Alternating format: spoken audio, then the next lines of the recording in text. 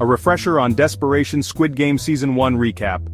The first season introduced us to a world painted in vibrant colors, hiding a brutal truth. Hundreds of desperate individuals drowning in debt were lured into a deadly competition. Each game was a childish facade masking a fight for survival. We followed Seong Gi-hun, a down-on-his-luck gambler, as he navigated betrayal, alliances, and moral dilemmas. He witnessed the crushing weight of survival as friends became foes. The season culminated in a heart-wrenching finale. Gi-hun won the prize money, but lost a part of himself. The ending left a chilling question: what happens to the victors after the games? Season 2 picks up on this thread, promising a deeper dive into the psychological aftermath and the insidious network behind the games. New games, higher stakes. The plot of Squid Game Season 2 thickens. Season 2 plunges us back into the twisted world of the Squid Game, but with a twist. We find Gi-hun, haunted by the memories of the games and the loss of his friend, compelled to unravel the mystery behind the organization. He is no longer a participant but a vigilante, determined to expose the game's creators and dismantle their operation. This season's narrative blends the thrill of new deadly games with a conspiracy thriller.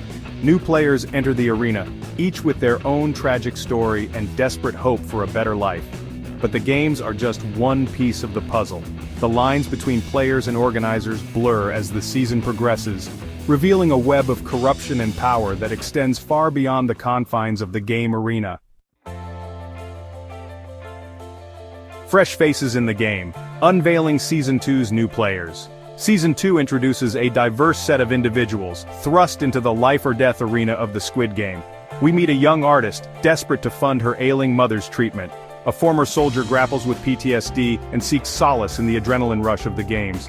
A cunning con artist sees the games as the ultimate test of her skills. Each player carries their own baggage, a potent mix of hope and desperation. Their interactions are a powder keg of emotions, ready to explode with each passing game. As alliances form and crumble, the true nature of each player is revealed. Are they driven by greed, survival, or a twisted sense of justice? Life and Death Playground, decoding the twisted games of Season 2. Season 2 takes the concept of children's games and twists them into even more elaborate and deadly challenges. Imagine a life-sized game of snakes and ladders, where each square holds a different fate, or a game of capture the flag played with real explosives. The games are not just tests of physical strength and agility, but also of intelligence, strategy, and the ability to read people. The rules are more complex, the stakes are higher, and the psychological manipulation is relentless. Each game is a meticulously designed spectacle of death and despair, designed to push the contestants to their absolute limits.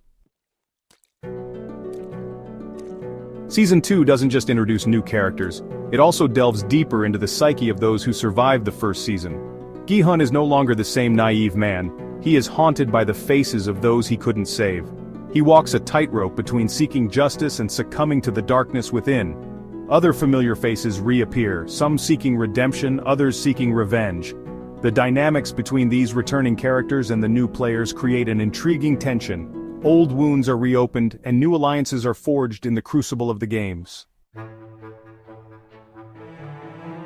While the games remain the central spectacle, Season 2 digs deeper into the societal issues that fuel the Squid Game's existence. It forces us to confront uncomfortable truths about wealth disparity, class struggle, and the human condition. The games are a microcosm of the real world, where the powerful exploit the vulnerable for their entertainment. The season questions our own complicity in this system. Are we, as viewers, not entertained by the suffering of others? It's a sobering reflection of our times, making us question our own morality and the price of survival in a world obsessed with wealth and power. Season 2 doesn't shy away from the brutality that made the first season a global phenomenon. However, it evolves beyond mere shock value. The violence is more visceral, the psychological torment more intense, but the true horror lies in the characters' choices, the lengths they will go to survive, the lines they are willing to cross.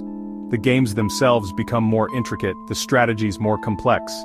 Season 2 is a bloodier, more psychologically charged experience that will leave viewers breathless.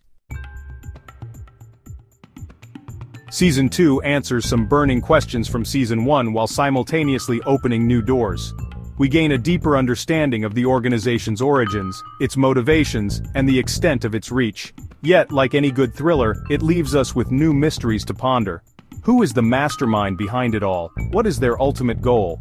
And can Gi-hun truly dismantle the organization, or will he become a part of the game he desperately seeks to destroy?